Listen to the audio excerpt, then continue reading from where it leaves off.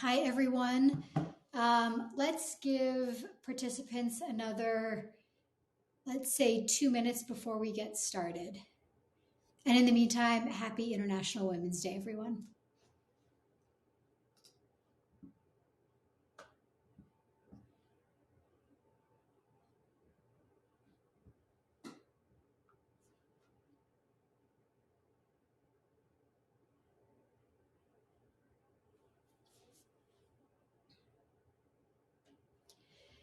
Okay, let's see here.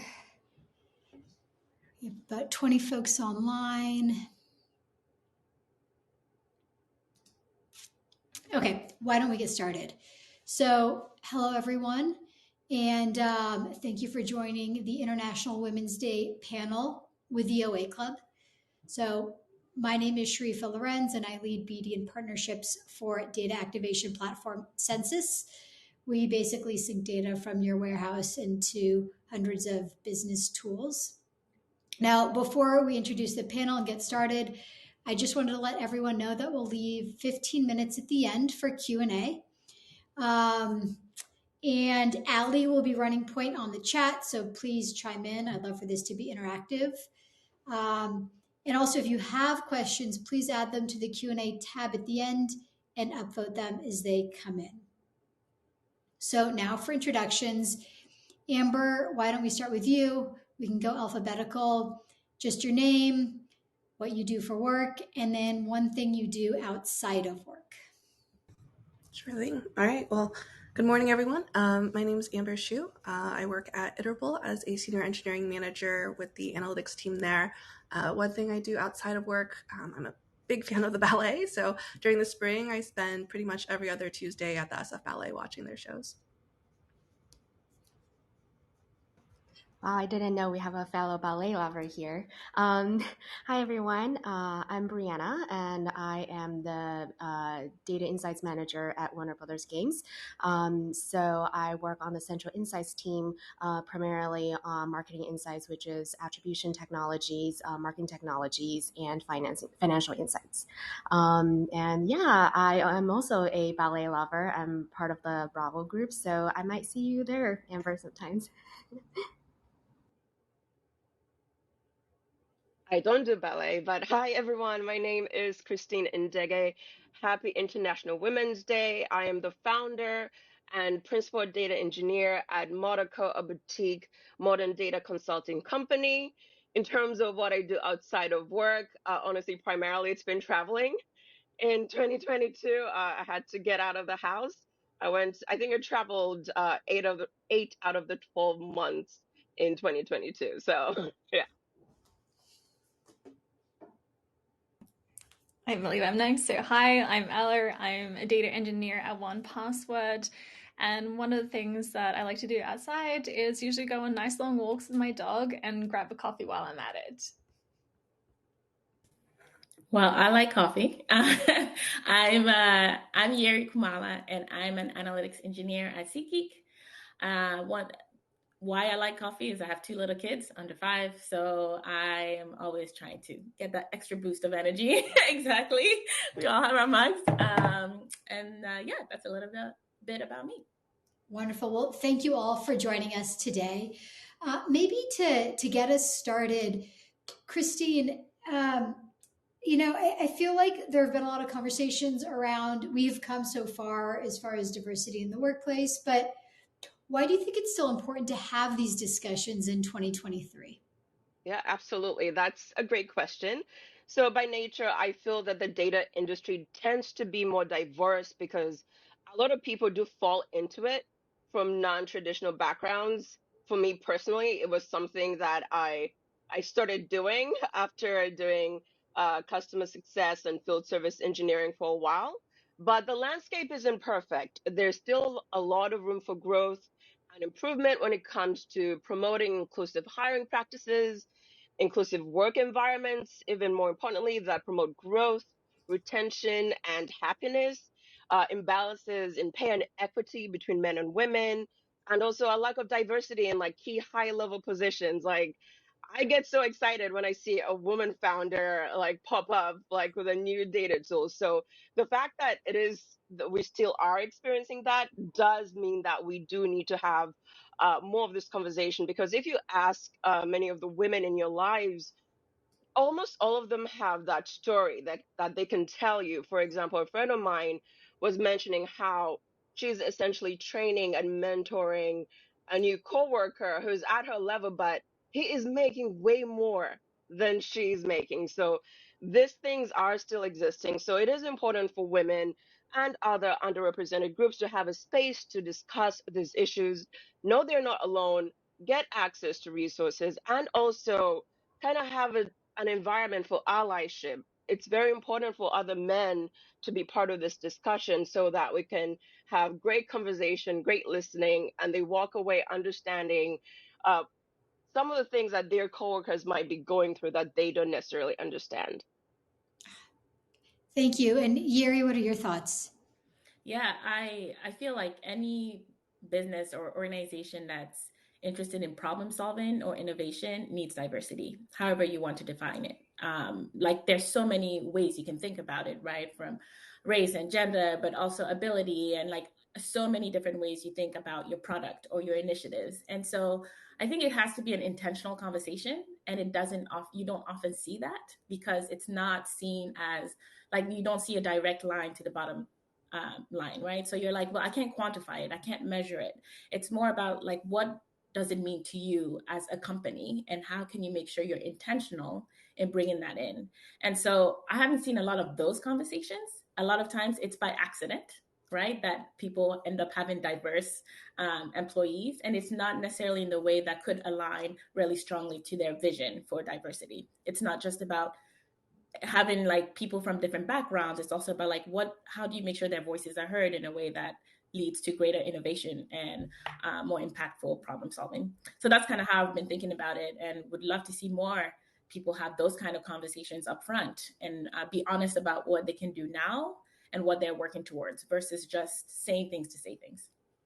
Yeah, I totally agree. In one of my prior roles when I was at Asana, um, it was central to hiring. Diversity was, and having a conversation around it.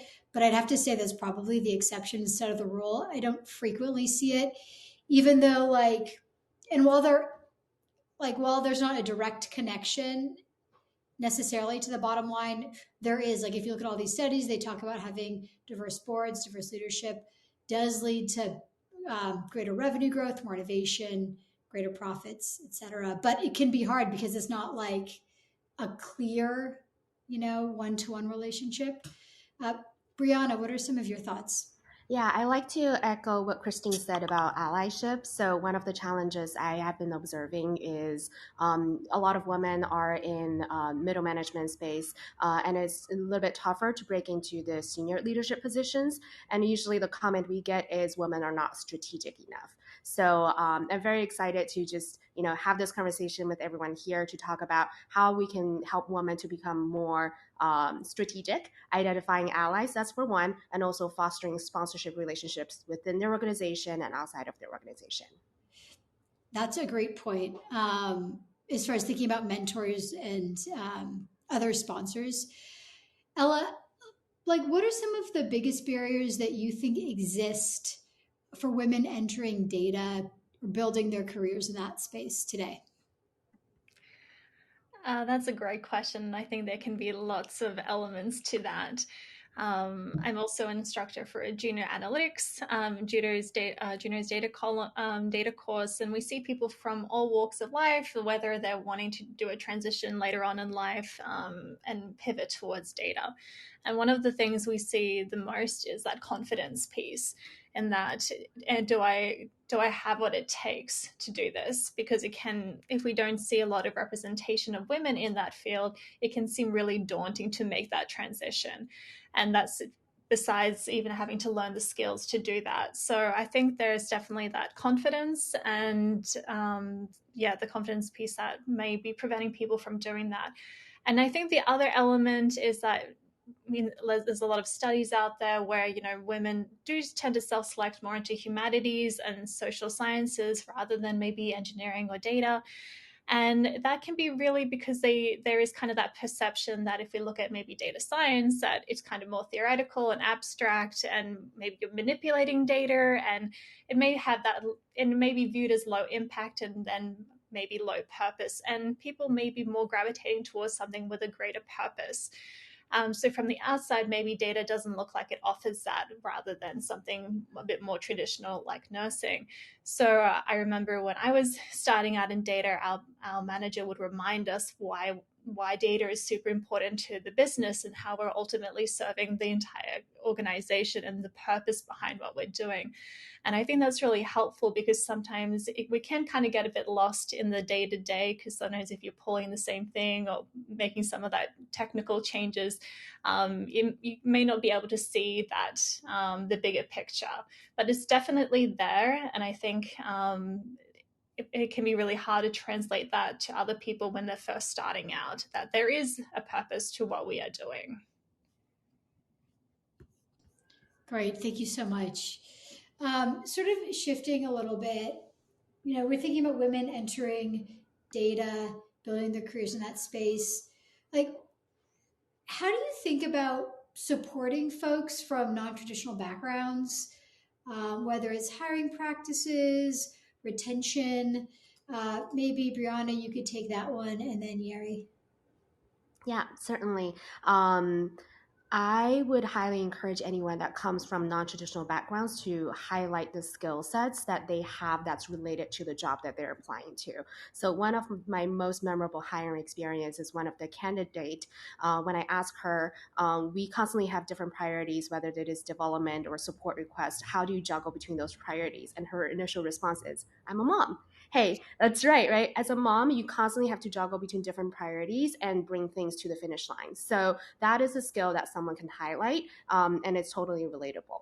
Another thing I would say is be open with your communication styles. I think oftentimes in the technology world, we work with millennials, now Gen Zs. Our communication styles are very different versus, say,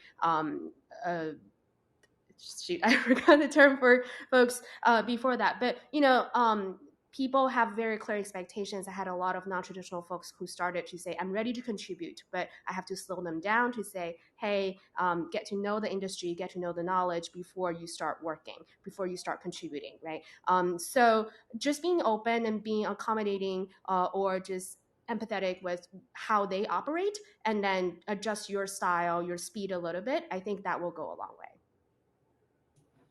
I'm going to take it from the company perspective. And I think one thing that I've started to see a lot more is even with job descriptions, companies saying, if you don't meet all of these requirements, still feel free to apply, right? It's a very small piece, but I feel like companies have to make themselves approachable. It's really hard coming from a non-traditional background. So I started in public health. And I did have a foundation in biostats, but still, like, transitioning to a different space felt like, will they even be able to see like what it means? Like when I'm trying to talk about my transferable skills, will they be open to giving someone from a different background a chance? Do I have am I just applying in a vacuum? And other things I've found really helpful is like companies that spotlight employees that come from non-traditional backgrounds and their journey to that role. That has been like, it's unbelievably impactful for anyone trying to venture into a new industry. You see that and you're like, oh, it's possible. And they are there and they have this role title and they're doing something I want to do. It's also great for your company, but also they know who they can approach. And hopefully you're finding ways to build community, right? You know who you can reach out to. But it's a lot of more like making yourself more approachable to individuals who would never consider you in the first place. And it's language. It's like being intentional, like how you describe like the requirements. Everyone's looking for the unicorn. And sometimes you just kind of have to like reframe and rephrase certain things. And it's also like where you outreach. Like who are you connecting with? Like, are you using the same pipelines? Are you trying to connect with folks that would never consider that in the first place, but could be a great fit? Like when you're thinking of like storytelling or research, there's so many spaces you can think about tapping into folks and just creating like a very diverse pool of individuals reaching out to you. Yeah, that makes sense. You think of like, how can you make a broader, more representative top of funnel when you think about recruiting and bringing on folks? And then how do you think about um, the job description? So I'm sure you've all heard that I think it's women will apply for a job if they meet, let's say, 8 out of 10 requirements, and men will apply if they meet four, something like that. So just being, I think, more open and flexible with the types of skills, because those two candidates might have the same skills, they just feel more or less inclined to apply based on their own background. uh, Amber, how do you think about, like, let's say you're doing some research, you're trying to figure out what company would be a good fit for you. How can you identify those companies that will really like step up to bat and that will be an advocate? Yeah, great question. I think that really comes down to trying to speak with as many people as possible throughout the hiring process. Make sure you're talking directly to the hiring manager, asking those questions outright of like, how do you support your team members? How do you help them both when they're struggling and when they're getting close to promotion? Do they have examples of when they've taken someone through a promotion path? And then double checking that with everyone you talk to, other team members, other departments if possible. Definitely ask the recruiter as well, because they'll have a good understanding and insight of the company at large, and you're looking for pieces that are consistent through everybody's story, not just out of one person's mouth, because that's a little bit easy to kind of like have a trained strict script that you're going through. And then that doesn't stop after the hiring process. After you're hired, hold that manager accountable. Talk to them about your goals, make sure you have clear action items. Are you getting recognition and feedback? And just not being afraid if you realize if they're not advocating for you, maybe that's not the best fit. But generally, like, make sure that throughout the whole process, you're checking in, trying to get multiple data points on whether or not this is going to work out. Yeah, that makes a lot of sense. And Christine, once you, let's say you find a company that it's like validated again amongst multiple data points, they seem like they're a great fit, you think they'll be supportive. How do you think about, and I know this is a hot topic for a lot of people, but compensation negotiation with that company? Oh, absolutely. And this is something I love talking about. Step one is do it. I actually get many friends who are like, listen, they sent me a good offer, but I really wanted to make this much. I say you have to negotiate. And sometimes people are afraid that if they do negotiate, they might take the offer away. But what I like to say is they've come this far, they want you. And for me, a big thing is when you negotiate in like that initial offer stage, it's a good indication with regards to how you're going to be able to negotiate when you want a salary raise or you're moving to a different role. And on that note, you also gotta negotiate at all those levels too. I actually know many people who, hey, let's kind of make you a team lead, but you don't have the experience, so we're not going to give you the pay bump. All that is negotiable. The other thing too is to actually ask people how much they're making. And what there is a company alpha, and one thing that they've started doing is they've actually started gathering salaries. It is good to know what you should be making. And honestly, I've been guilty about this in the past, and it has burned me because I basically, essentially, I don't know what didn't know what my worth was. And part of the reason why I didn't want to have this discussion was almost from embarrassment. I didn't want to find out that I was making way less than what other people were making. But really, at the end of the day, getting more money and bridging that gap will kind of solve that problem too.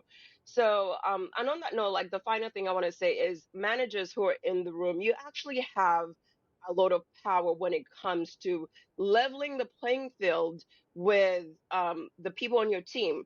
One engineering manager was telling me that he worked for a company, huge, like huge engineering group, a lot of staff engineers, but all the five female staff engineers made the lowest salary. So he was working to essentially level that playing field. But that also goes to show you that that initial salary that you negotiate for, it anchors you. So it's going to anchor the percent increase you're going to be making over time. So you do actually need to make sure that you've done the research, essentially know what your time and expertise is worth, and work with a company to negotiate that. Great, thank you. I'm going to shift gears a little bit. And Yuri, at the top of the hour, you'd mentioned having two kids under 5. I also have two kids under 5, and it is very exhausting. How do you think about managing family, and how does like family planning impact working in a startup or high demanding spaces in tech? Yeah, so this ties also to a lot of the things that Amber, Christine, Brianna, Ella have all mentioned in different ways. There's the culture element, there's like what you bring. It's so I have had very interesting experiences, in that space. I've been in companies where I'm the only mom in the team, or, the first one to try out the maternity leave, or having to define what maternity leave is going to look like, especially if you're in a startup space. And so I think a challenge, one thing, like taking a step back, if you're thinking about, depending on where you are and how you're juggling it, right? If you're thinking about where you want to be, there's that's also your opportunity to think about like what kind of boundaries do I need to set? What kind of team will support that? And if that doesn't exist, how will I define that? Right? I'm like, now I understand these things a lot more, but I had to navigate it in the storm, which was kind of tough. And a way to do that as well, if you're the only mom or you don't see a lot of parents, is build community outside of work, especially in these Slack channels, and try and figure out, how do I define this in this space where I want to thrive, but I also want to set boundaries, but I also want to make sure that that's not being used against me, right? And so it's like being able to brainstorm and talk through it, and it's vulnerable, and being honest with your manager of like, where like I have to be off by 4:35 every day, no matter what, right? Got to pick up the kids, got to cook dinner, like, tag team with my husband and like balancing out like what we need to do to take care of the little ones. And some people, when they've never experienced it or don't understand the amount of work it takes to take care of human beings outside of work, they have a hard time understanding those boundaries until they experience it for themselves. And so it's like being able to kind of find a constructive ways to talk about work, where it's like, this is my hard deadline, but it doesn't mean I can't accomplish XYZ. It means that we have to be able to have really good project plans. We have to have these conversations early. We don't do things last minute. So it's like you start thinking about the tools that you need in your toolkit as well, to make it easier and easier for people to understand like the other things that you're balancing. I'm lucky enough now, I'm in a company where there are a lot of parents, and there are a lot of parents also on my team. And so all of a sudden, conversations that I've had to have in the past, I don't have to have for the very first time, because people know if you gotta run and go pick up a sick kiddo. And that's where there's an opportunity of like, oh, culture, right? Maybe those are questions you can ask in a way that doesn't put completely put you out there if that's uncomfortable, but like questions you can ask during the interview process to understand like, what's the breakdown, right, of like the team, like what's the mix. But yeah, so all that to say, it's build community, figure out what your boundaries are, what your toolkit is for making sure that you can articulate your needs, but also feel like you can also articulate that you're capable and more than capable of getting stuff done, and finding, and just like figuring out your balance with that. Yeah. I agree with everything, just being incredibly communicative. And this sort of reminds me of what Christine had said earlier about compensation, and actually managers being able to, all of you who are managers, being able to level the playing field. As far as being a parent, it's really important to lead by example. And so encouraging all senior leaders to like take that parental leave, right? Take the time after work to, put the phone away, and like lead by example, because otherwise folks on the team, they're going to say, oh, she or he didn't take parental leave, I guess maybe I shouldn't either. So that's really important as well. Amber, okay, so we talked about this a little bit earlier, the importance of not just hiring diverse teams, but making sure that promotions and all of that also foster diversity. I'd love to hear your take on that. Yeah, I feel like this is one that often gets left out first, because you're focusing on diversifying your funnel, and then you forget you have all these women already. Well, hopefully you have some women already at your company. You're trying to grow that community, and eventually everyone ends up competing for a very small pool of senior women anyway. So you run into this fairly quickly. I think it comes down to like growth management for women is no magical bullet. It's the same best practices as you need for everybody else. You just have to be intentional and conscious of how that might be received or how it might impact women as well. So there's nothing particularly special about this. In terms of, I think, just general performance management, the things you're looking for, or things I really try to focus on, is leadership team that's actively soliciting feedback, looking for it, not just expecting that people will give it to them out of the goodness of their hearts. You're trying to build and maintain and grow strong communities and women. They have a lot of options. They're not going to they don't have to tell you these things if there are better options for them out there. When you're also looking at supporting growth with your managers, you're looking at being really intentional about setting goals, helping them define their career path, making sure that people don't feel like they're stuck, that they have a path forward, they know what the expectations are for them at their current level, at their next level, that there is a path that they see, because oftentimes they don't see other women in those roles. It's a little bit harder to imagine yourself there. So being proactive about setting a clear path and helping them understand how to get there is really critical. And then within the companies, the third thing I really try to focus on is just building and supporting the women's network and community that's already there. Again, there's very little day-to-day visibility of women in leadership roles. So how do you really promote the people that you already have, give them the recognition, help other people see that there are other women, that they are being recognized, that they're being promoted throughout their careers as well. And on the manager side, you really want to be focusing on training and awareness, so that managers don't just fall back to this one size fits all for everybody role, that they're aware of, hey, women have a tendency to pick up these little administrative tasks. Like, how do you make sure that that is evenly distributed across everyone in the team and not just, again, take that for granted and let people kind of settle back into familiar roles that they're with. And then you also asked a little bit about promotion. When it comes to promotion, I think really taking a look at your criteria for promotion, making sure that it focuses on outcomes and skills rather than subjective measures. Because typically what you're doing is you're like, oh, we have these senior staff or architects that are already at the company. If they all fit a certain pattern and a certain mold, you might not recognize someone who is exhibiting the same outcomes by demonstrating slightly different behaviors to get there. So how do you kind of shift your promotion criteria to really focus on their business impact? That usually helps quite a bit. Thank you. Does anyone else have any best practices for fostering diversity?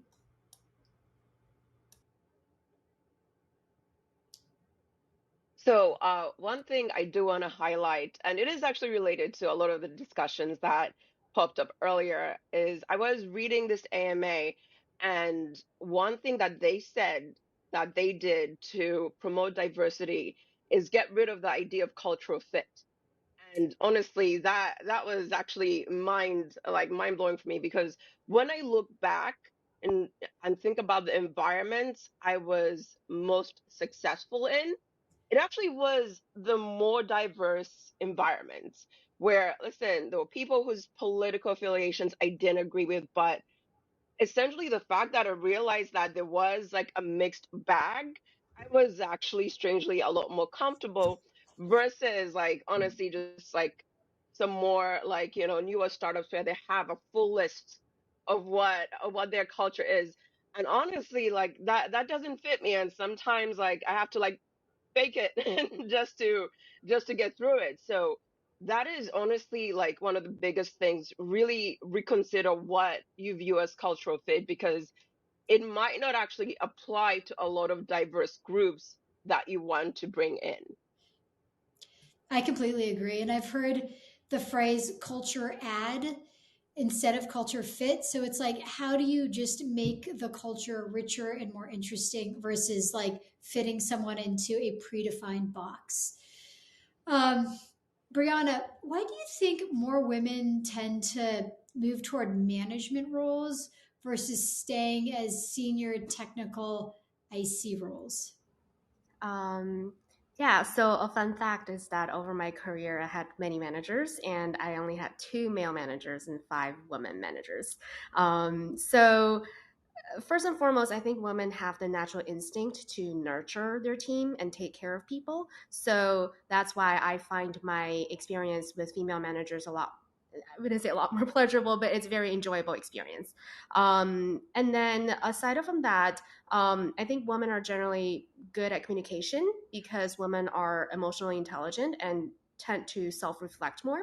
And since we work in data, we work in tech, we're pretty good at logos, right? Logical thinking. We wrangle with logics all the time. So if you added on that additional flavor of being emotionally intelligent and not being afraid to be emotionally vulnerable, it makes you a very strong communicator. And that's usually what people see in leaderships, and that's usually what associates also enjoy working with, because women tend to nurture and train and be the thought partners with their reports. Great. Does anyone else have anything to add? I would add, it builds off of also what Christine said, but I echo, I would plus one what Brianna just said. I also think when you're thinking about fostering diversity in a company, communication, if you invest in communication and teaching, like invest in how your managers can do that well, it really helps and opens doors versus this idea of like what culture fit is, or this idea of like only good communicators or good managers, right? But some people can be taught. They can be taught, and they should take the time to figure out how you do that well with different audience types versus the one that immediately resonate with you. And not enough work is done in that space where you're like, your communication style, how you share feedback, how you give, like how you give and take feedback is really important to this ongoing, like people feeling like they're part of something, but in a way where you're also investing in their growth, right? It's just like often ignored, and needs that people need to focus and hone in on that a lot more because it taps into so many other things across like a company culture, people feeling like they're bought in, right? Like staying engaged, all of these different pieces. Great. Thank you. Yeah. And oh, sorry, guys. No, So I please. also wanted to add is so those qualities, especially that were mentioned, they're fantastic, and it does make you successful.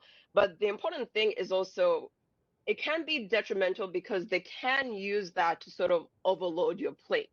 You know, if sudden like, hey, you're experiencing hypergrowth, wow, Brianna is an excellent, like has all the skills that will make a great team lead. Let me just put her in that role and assign 5 people to her, and she's never managed before. I'm not going to give her the tools that will make her a successful manager because suddenly you are being responsible for the career growth and happiness for a number of people under you. If you are in that position, once again, advocate for the right pay and also advocate for the resources to make you successful because you don't want to kind of get that burnout and like that regret that, oh, I wish I'd stayed on that technical path. Then how am I going to get back on that technical path? I would also add to that in while we can all, sometimes like be identified as being great listeners, great communicators, that we like to nurture people and take the time to train and help others. It may make us really great candidates to be managers. There's really nothing wrong with still being on the technical track. So if that's really something you want to stay on, like sometimes it may come out that, hey, you really should consider management. But if you really want to stay on the technical side, sometimes you have to really somewhat fight for that. Just because your skill set might have both. And when we see that, we're not seeing enough, maybe I would say data staff engineer levels, that may very well be because we're kind of seeing, not, I don't want to use that word pigeonhole, but we're seeing the people moving more towards the management track because of our soft skills. So it's really about like also evaluating, what do you want at the end of the day? Do you want, just because you have those soft skills, does that actually make you want to be a manager? And Ella, related to that and related to electing to be a senior IC versus going the management route, what are some assumptions that folks have made about your career aspirations or your skill sets? Yeah, so I guess I'm speaking from experience there in that, yeah, because I very much like helping people and, yeah, listening and sometimes being more on the quieter side in the group when everyone's, chatting about a contribution. So, yeah, you're a great listener. But I think I've had conversations where it's like, yeah, you should go down the management route, but um, I really do want to get better at an area that I want to work towards. My goal would be to be at that staff data engineer level. So that's kind of something that I'm really working hard towards, even though it sometimes I feel that, yeah, it would maybe be a little bit easier in quotation marks to change that because I know that's something I could pivot a little bit quicker there. Um, and I do notice when yeah, just by conversations with management and all that, there is kind of that, I guess, assumption that, hey, why aren't you going down that management track? So sometimes you have to really vouch for what you want, and it may not make sense to them, but if that's really what you want at the end of the day, then you have to be willing to go to bat for it. Great. Yeah, I like to echo that a little bit. It's sometimes very valuable to say no and to slow down and invest in yourself in terms of the skill sets you want to develop. And it's good. It's okay to not know what you want to be or who you want to be, what you want to do, but at least make out some plans and be okay that there is a certainty for a certain time period and adjust your course over time, right? But always know that there's a set of standard skills, that is communication, that is your technical skills. Those are all the things that you can develop and add to your skill sets, add onto your resume that will pave a long way wherever you will end up at. Great. I have one more question and then I will kick it over to the audience. So audience, if you have any questions, please put it in the Q&A and then you can upvote. So Christine, I'll start with you and then I'd love other folks to chime in. How have you worked to advocate for yourself and for more diversity at your company? All right, so advocating for myself, honestly, I have a loud voice, so I don't shy away from having those conversations. And what I will say is, it's never been detrimental to me because, if I'm in a role where, listen, suddenly you're micromanaging me, I will have the conversation like, listen, I'm a senior engineer, this is how I work. And I do think that managers are receptive to that.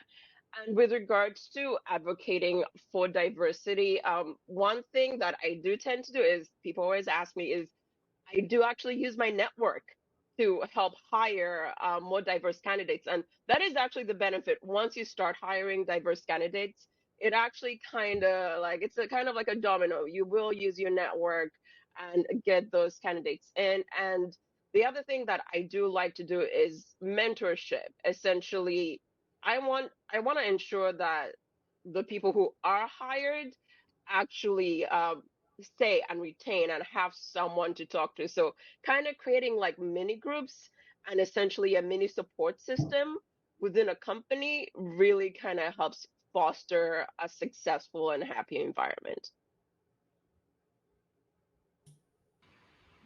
I like to contribute to that a little bit as well. I like the mini group concept. So I work at Warner Brothers Games, so it's a very large media conglomerate of Warner Media and Warner Brothers Discovery. So we have a lot of resources, and sometimes people don't go out of their way to look for those resources. For example, employee resource groups or discount codes for certain type of activities or certain type of resources. And whenever I see those things, I just share it with my small group or just share it, blast it to the bigger group, right? Even though sometimes I may seem a little bit spammy, but I hope that by providing that resources for other people, I'm giving them access to things that they may otherwise have looked away from. I I'm really sorry, like. I also forgot to mention one thing. I'm sorry, just real quick. So one thing that I love doing, because I always feel like sometimes our conversations are insular, almost like an echo chamber. I like having conversations with other groups, like white males, like, hey, ask me your questions. Let's talk about my experience. And sometimes it does happen where they try to justify like, oh, are you sure this happened? But I try to focus on like effective communication so that we don't kind of create a schism where they feel like they're being like, vindicated, or like, hey, well, I haven't done that to you. But I really think that focusing on like creating those relationships with the people that I work with, who are my bosses, my CEOs, that's like a key part of what I try to do on a more individual level. Sorry, go ahead, Yeri. I was gonna say I wanted to echo both what you said, Christine and Brianna, in the sense like Brianna, you talked about surfacing, making things more visible. I think that's huge, right? Share what exists within a company. But Christine, the fact that you are willing to be a mentor early on in my career, I would have gravitated towards you, right? I'd be like, help me figure out, especially when you're coming the non-traditional route. It's like if you can find Christine's, it's like the idea of like, how do you build confidence? How do you trust your voice? Right? Like in a space where you might not be, because I can tell you in my previous career, I was very confident in that space. And it took a while because I knew my subject matter so well. And then I transitioned and it was like questioning, and trying to having to like reestablish myself and trying to find people who could help me learn that skill. Right. And so for anyone listening in, it would be like if you can find people who make information visible and like connect people who are confident in like helping navigate and can be like, no, these are conversations you should have, and they're uncomfortable and they're hard, but it's just part of like building that strength and that muscle for advocating for yourself in a good way and sharing with others. Yeah, yeah. Sometimes, you walk in, you're the new person, and it's like that Spider-Man, meme, like, oh yeah, we're gonna talk later. We're gonna have a conversation. And that is part of it. Like, when you do have people there that that you have like a kinship with, you will gravitate towards them, and you would want to try to foster those relationships. Okay, let's move on to some questions from the audience.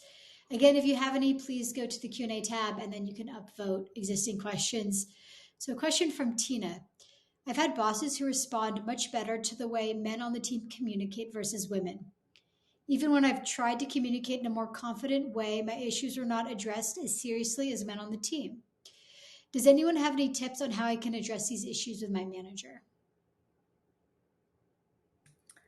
I'm going to jump in briefly, only because I recently did this communication class about like this idea of like really framing your message. It's really hard, and I have experienced that as well. And I feel like step one, it's trying to understand um, what do people like what resonates with the audience that you're working with, especially let's say if it's all male, you're the only woman, or you're one of two, and they like the loud voice, and that might not work for you, and that's okay. But it's trying to understand articulate that with your manager, right? They're like, is there a way to frame these messages, but also how do I get backup?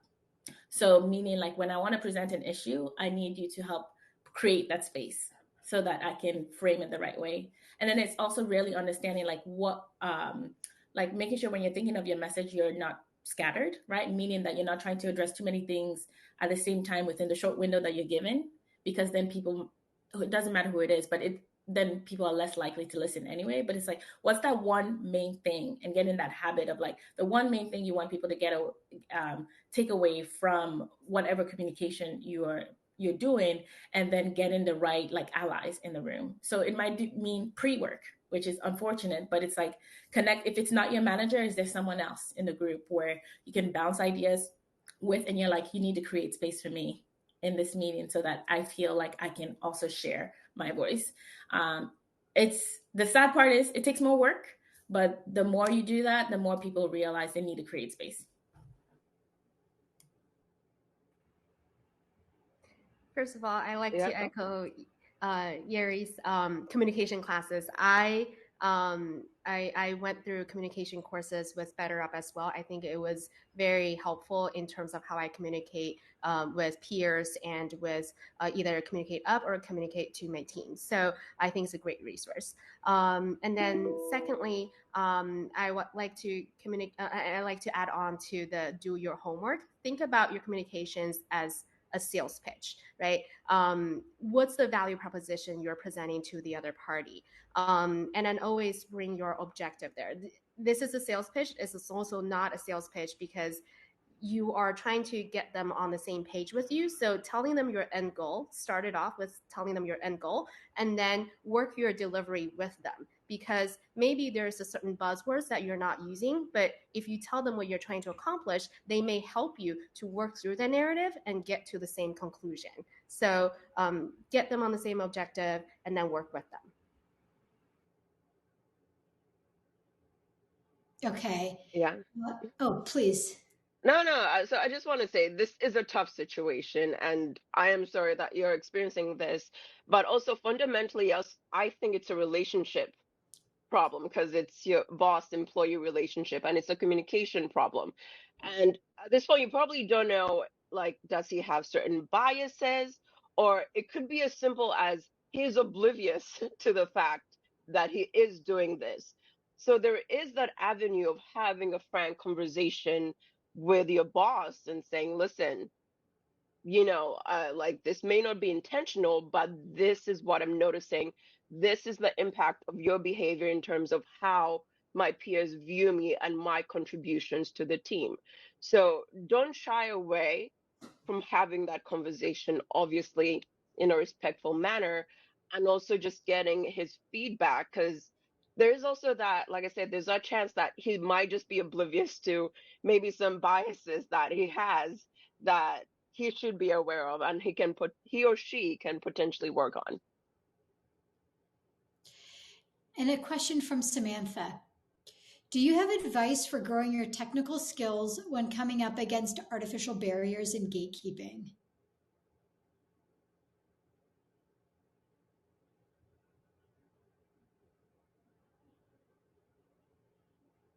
Can we get a clarification on what artificial barriers are? Yeah, that would be great. Yeah.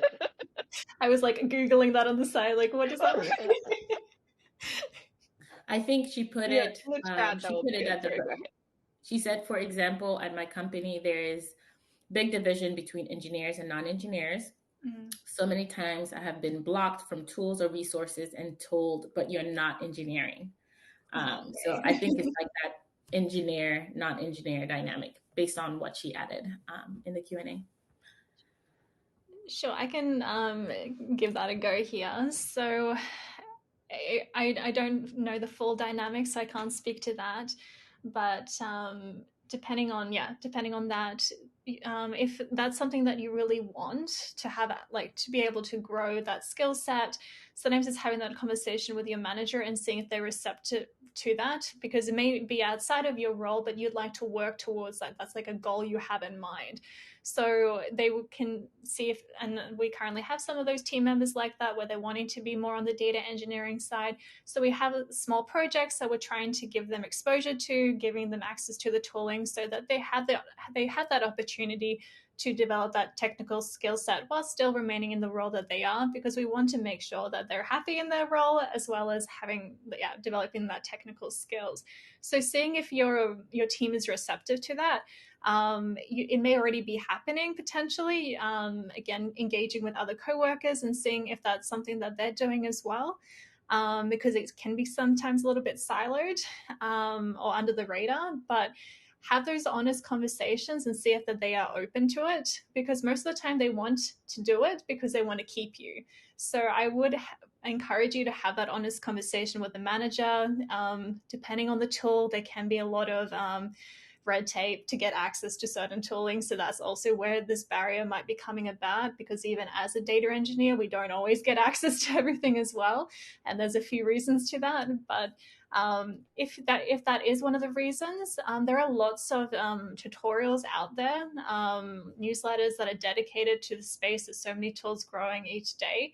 And I would encourage you to open one of those up and practice there. And that's how some people are navigating while they may not have access directly in their organization for various reasons. You still can use that, all the resources that are currently available out there, and there are so many, that you can still develop that technical skills if the company is just not open to it.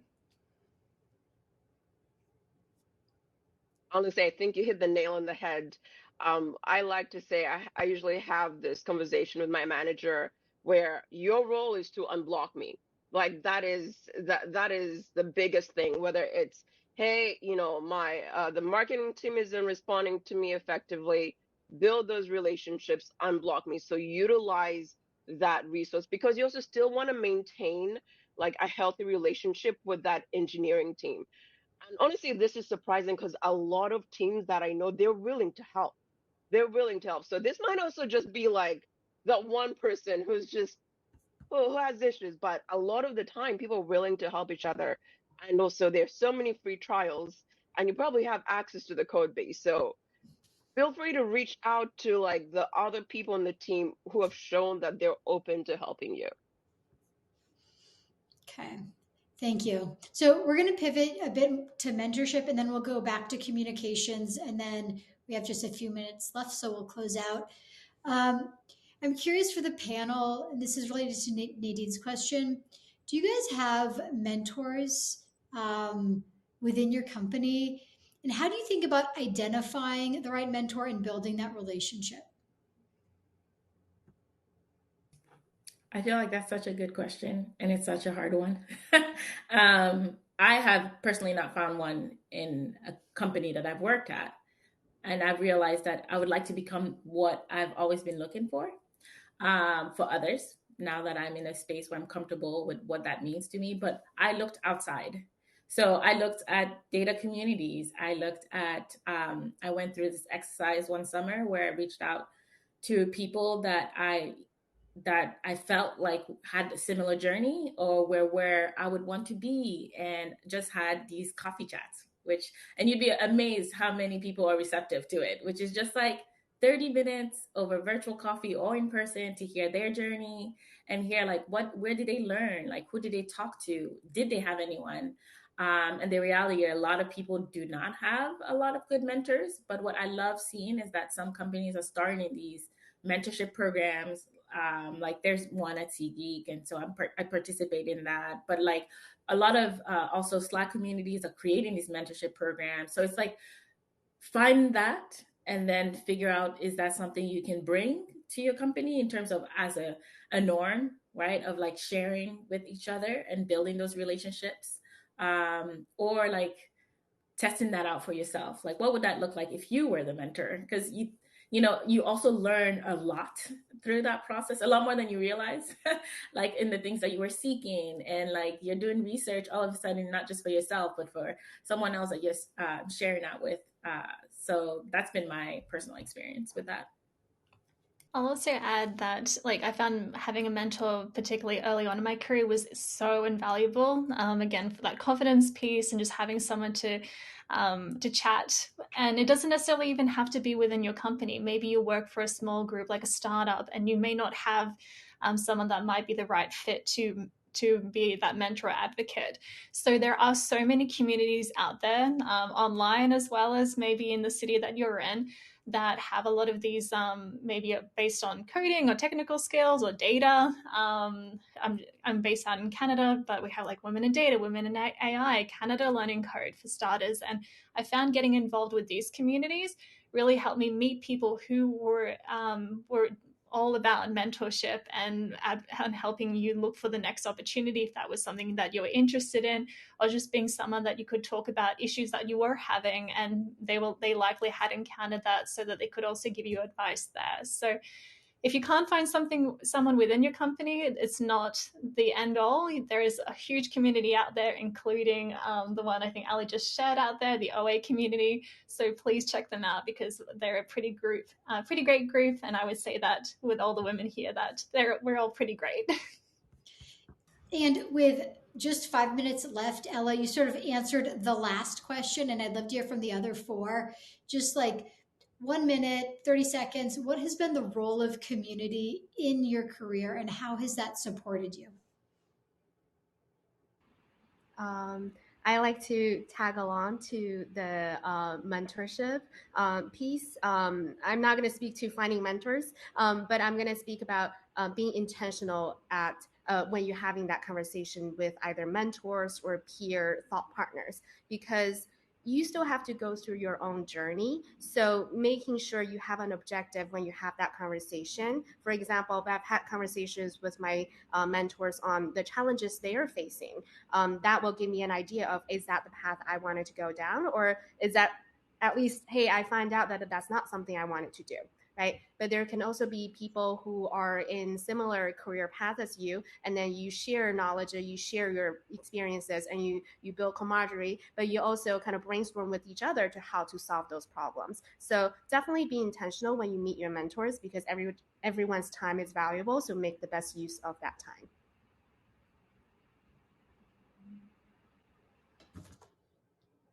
Amber, Christine? Yeah, I think adding on to mentors and community is you don't always have to find a formal mentor, someone who's more senior than you. I learned quite a bit from everyone that I try to talk to. So there's folks who may be more junior than you in your role, but have other experiences, have gone through other scenarios that you haven't had a chance to run into yet.